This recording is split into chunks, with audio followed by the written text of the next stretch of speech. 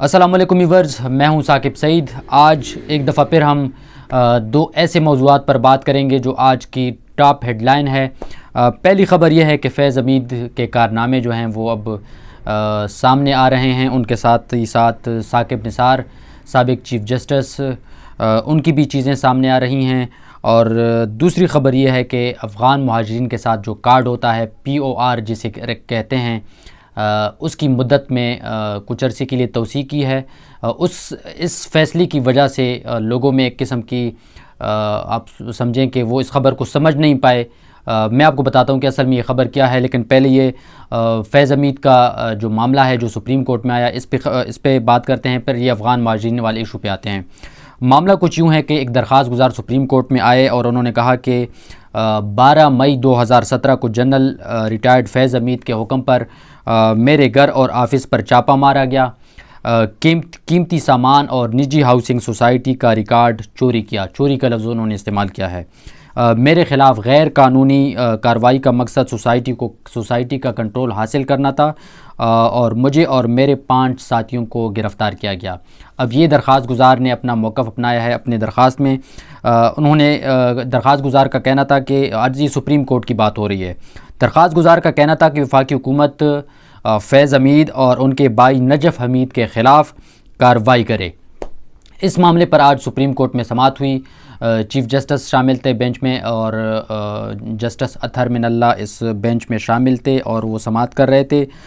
Supreme court ने जो दरख्वास्त गुज़ार हैं उनका मौक़िफ़ सुना और उनसे दरख्वास्त गुज़ार ने कहा कि अगर आप मुझे टाइम दें ताकि मैं इस केस के लिए तैयारी कर सकूं और उसके बाद मैं आऊं। तो चीफ़ जस्टिस ने कहा कि वो वाला मामला जो है वो अब हमने ख़त्म कर दिया है, अल्तवा वाला। आज ही आप तैयारी करें और दोबारा यहाँ पर सुप्रीम कोर्ट में आएँ। तो फिर थोड़ी देर के लिए इस समाअत में वक्फ़ा किया गया और वक्फ़े के बाद दोबारा ये समाअत शुरू हुई, जिसके बाद सुप्रीम कोर्ट ने उन्हें कहा कि आपने काफ़ी संजीदा किस्म के इल्ज़ामात जनरल रिटायर्ड फैज़ हमीद पर आयद किए हैं। लेकिन मामला चलता रहा। इसमें एडिशनल अटार्नी जनरल जो थे वो भी इन थे।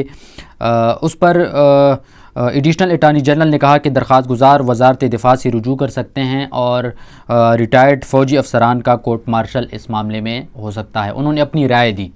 उस पर सुप्रीम कोर्ट जो है इस जो दरख्वास्त गुज़ार है उनकी बात सुन के उन्होंने कहा कि सुप्रीम कोर्ट ने कहा कि दरख्वास्त गुज़ार के पास फैज़ हमीद समेत फ़रीक़ैन के ख़िलाफ़ मुतल्लिक़ा फ़ोरम मौजूद हैं।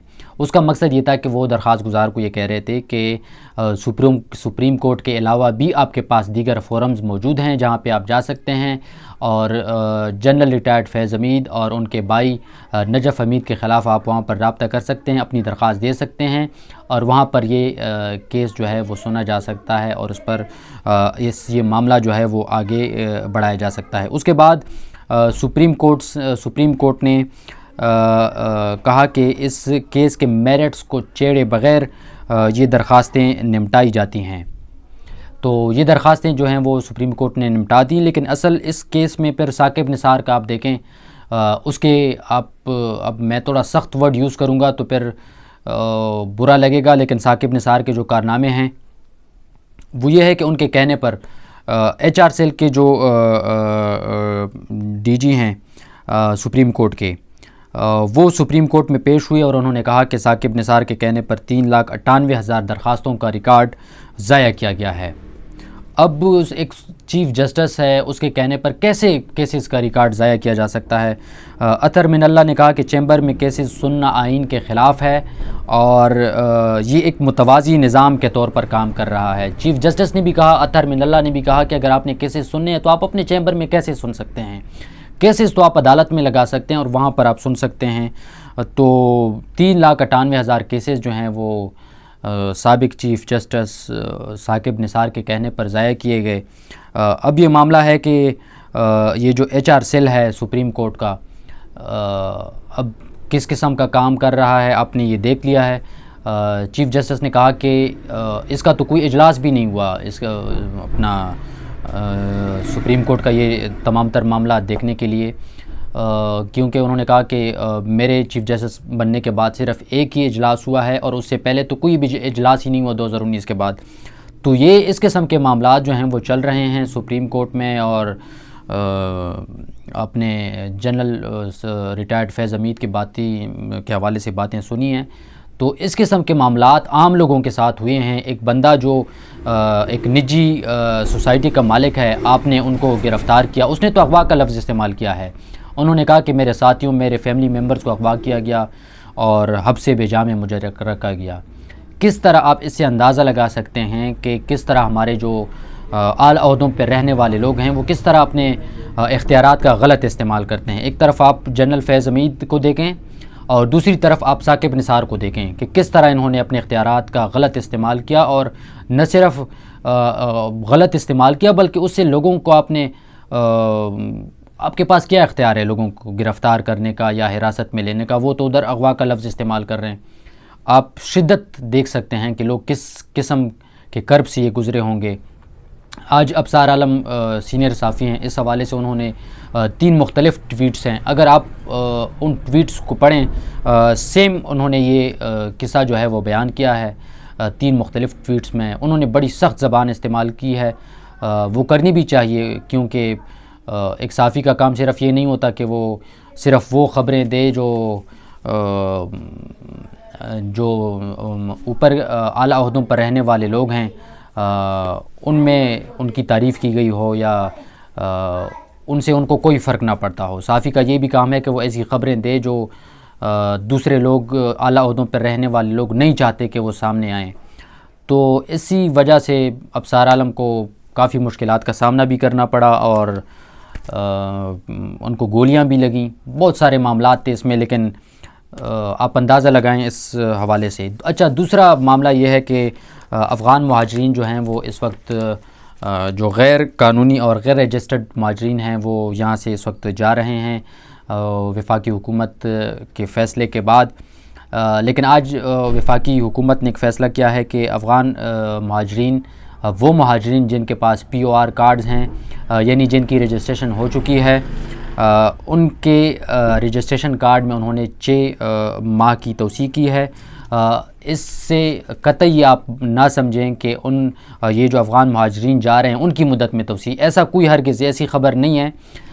یہ میں اس لیے بتا رہا ہوں کہ آج یہ خبر چلنے کے بعد کافی ابہام پیدا ہوا کہ لوگ سمجھنے لگے کہ جو افغان مہاجرین جا رہے ہیں ان کی مدت میں توسیع ہوئی. ان کی مدت میں توسیع نہیں ہوئی. پہلے سے جن لوگوں کے ساتھ کارڈز ہیں، جن کی رجسٹریشن ہو چکی ہے، ان کے کارڈز چونکہ 30 جون ان کی جو مدت ہے وہ 30 جون 2023 کو ختم ہو گئی تھی، تو اب حکومت نے یہ فیصلہ کیا ہے کہ یہ POR کارڈ جن لوگوں کے ساتھ موجود ہیں، جن کی مدت 30 جون 2023 کو ختم ہو گئی تھی، وہ اب 31 دسمبر 2023 تک کے لیے مؤثر ہوں گے. یعنی ان کو یہاں پر قیام کرنے کے لیے 31 دسمبر تک مدت جو ہے وہ ان کے پاس ہے. تو باقی جو غیر رجسٹرڈ افغان مہاجرین ہیں ان کی جانے کا سلسلہ جاری ہے. 2 لاکھ سے اوپر مہاجرین جو ہیں وہ اس وقت افغانستان پہنچ چکے ہیں. کچھ ابھی بھی طورخم بارڈر پر موجود ہیں اور دن میں ہزاروں کے حساب سے طورخم بارڈر کراس کر رہے ہیں. اور لیکن بات یہ ہے کہ وہاں پر جو مہاجرین جا رہے ہیں، افغان حکومت جو ہے ان کی جانب سے مختلف قسم کے بیانات سامنے آ رہے ہیں. سوشل میڈیا پہ کچھ لوگ ان کو بڑا چڑھا کر پیش کر رہے ہیں کہ وہ اپنے وطن واپس پہنچ گئے اور پتہ نہیں کیا کیا. لیکن آپ اندازہ لگائیں کہ افغانستان کی صورتحال ویسے بھی خراب ہے اور وہاں پر جو لوگ پہنچے ہیں ان کے پاس نہ تو گھر ہے، کچھ بھی نہیں ہے. لیکن افغان جو کچھ سوشل میڈیا ایکٹیوسٹ ہیں وہ ایسا شو کر رہے ہیں کہ جیسے وہ لوگ پاکستان میں تکلیف میں تھے اور افغانستان پہنچ کر ان کی بلے بلے ہو گئی. ایسا بالکل بھی نہیں ہے. حقیقت میں صورتحال یہ ہے کہ افغان مہاجرین افغانستان سے بہتر حالت میں یہاں پر تھے. کچھ ویڈیوز اب تک سامنے آ چکی ہیں افغانستان میں جو مہاجرین پہنچ چکے ہیں، اور ان کا کہنا ہے کہ اس سے بہتر صورتحال تو ہمارے لیے پاکستان میں تھی. وہاں پر ہم ٹھیک ٹھاک رہ رہے تھے، گھر تھے ہمارے، ہم کاروبار وہاں پر موجود تھا ہمارا. لیکن اب اس سے کوئی فرق نہیں پڑتا کہ وہ ادھر کیا کہہ رہے ہیں، یا اس سے پاکستان کی امیج بلڈنگ تو ہو سکتی ہے، لیکن یہ ہے کہ ان مہاجرین کی زندگی پر کوئی فرق اب منفی اثر تو پڑ رہا ہے، مثبت اثر اب ناممکن ہے. اس کی وجہ یہ ہے کہ افغانستان کی جو معیشت کی صورتحال ہے پاکستان سے بہتر تو وہ نہیں ہو سکتی. نہ وہاں پر جو عام لوگوں کی حالت ہے وہ بھی بڑی خراب ہے, اور اسپیشلی وہ لوگ جب یہاں سے جائیں جو یہاں پہ 20 30 سال گزار کے یہاں سے جا رہے ہیں, تو وہاں پر نہ تو ان کی اس طریقے سے جان پہچان ہے, نہ وہاں پر رہنے کا ان کے لیے رہنے کا کوئی انتظام ہے. تو لیکن اصل بات یہ ہے کہ یہ جو مہاجرین جا رہے ہیں ان کا اپنا ملک ہے, ان کو جانا چاہیے, کیونکہ غیر قانونی طور پر رہائش پذیر لوگ چاہے وہ کسی بھی ملک میں ہوں, آخرکار ان کو اپنے ملک جانا پڑتا ہے. یہ صرف پاکستان میں نہیں ہو رہا بلکہ دیگر ممالک, امریکہ بھی ایسا ہی کرتا ہے, دیگر آپ جتنے بھی بڑے ممالک ہیں وہ ان کی پہلی شرط یہ ہوتی ہے کہ آپ اپنا پاسپورٹ اور دیگر جو دستاویزات ہیں ان کے بغیر آپ وہاں پر سٹے نہیں کر سکتے. لیکن یہ ہو سکتا تھا, ایک چیز ہے جو ڈیبیٹیبل ہے, وہ یہ ہے کہ افغان مہاجرین کو تھوڑا سا ٹائم اگر حکومت زیادہ دیتی, ہو سکتا ہے کہ وہ اپنے لیے اس طریقے سے وہاں پر کوئی ارینجمنٹس کرتے. لیکن ماضی میں اگر ہم دیکھیں تو اس کی کوئی مثبت نتائج یا حوصلہ افزا نتائج ہم نے نہیں دیکھے, اس لیے کہ ماضی میں پاکستان کی حکومت کئی مرتبہ, درجنوں مرتبہ ان کو آپ کہیں ٹائم یا خبردار کر چکی ہے کہ آپ نے جانا ہے, اس کے باوجود بھی نہیں گئے.